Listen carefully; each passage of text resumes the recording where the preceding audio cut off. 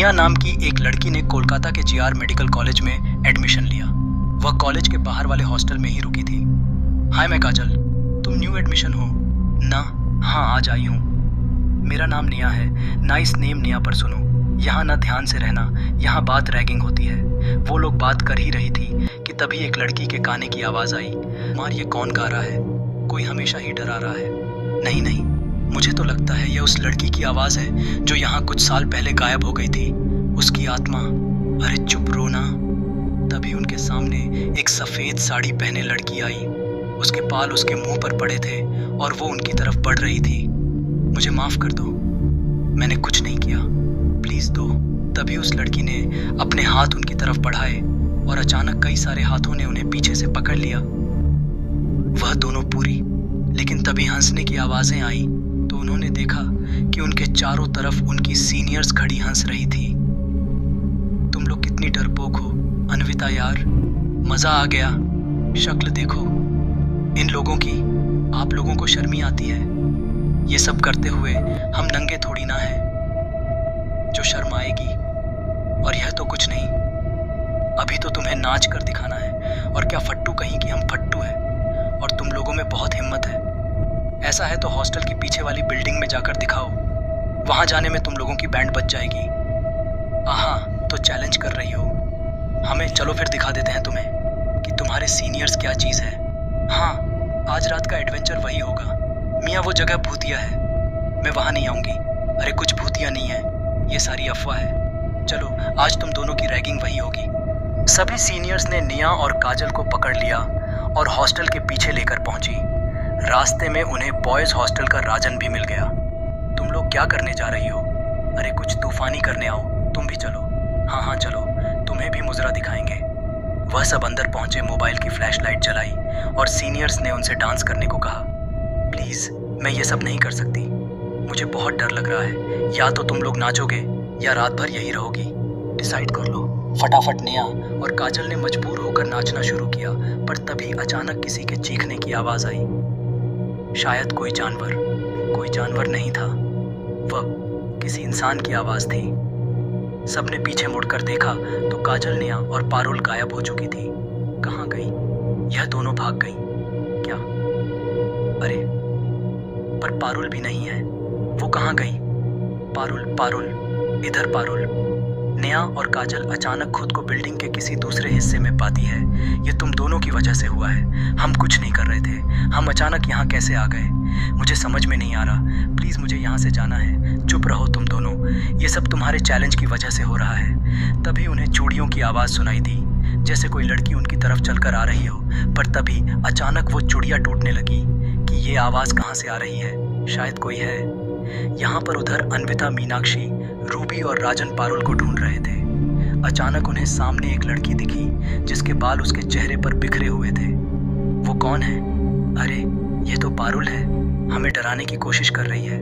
अरे ओए पारुल, तू हमें नहीं डरा सकती, बच्चा समझा है क्या? भूतनी की एक्टिंग तो अन्विता ही सबसे अच्छी करती है। वैसे वो दोनों जूनियर्स कहाँ हैं? ये कुछ बोल क्यों नहीं रही है?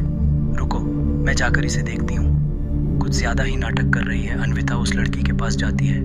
ओहो पारुल, बस करो ना, अब हमने तुम्हें पकड़ लिया, ये सब बंद करो। जैसे ही अन्विता ने लड़की को छूने की कोशिश की, लड़की ने अचानक से उसका हाथ पकड़ा और जोर से खींच लिया। इससे पहले कि कोई कुछ समझ पाता, उस लड़की ने अन्विता को छत से धक्का दे दिया। अन्विता चीखते हुए नीचे गिरी और वहीं दम तोड़ दिया।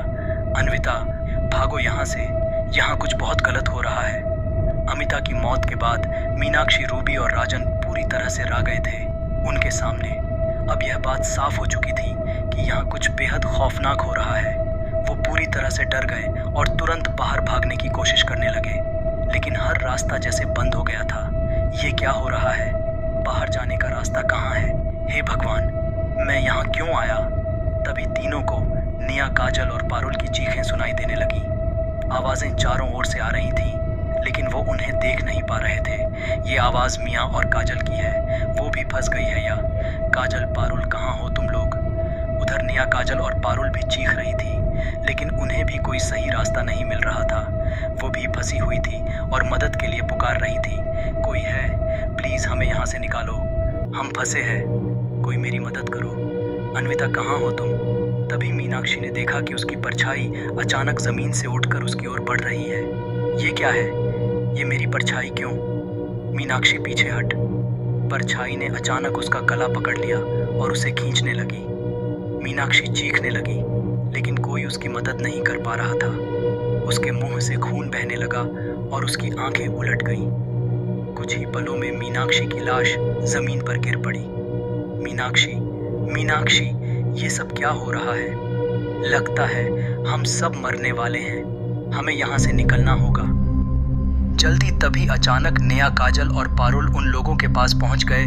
जैसे ही उन्होंने मीनाक्षी की लाश देखी, पारुल जोर जोर से रोने लगी। ये कैसे हो गया?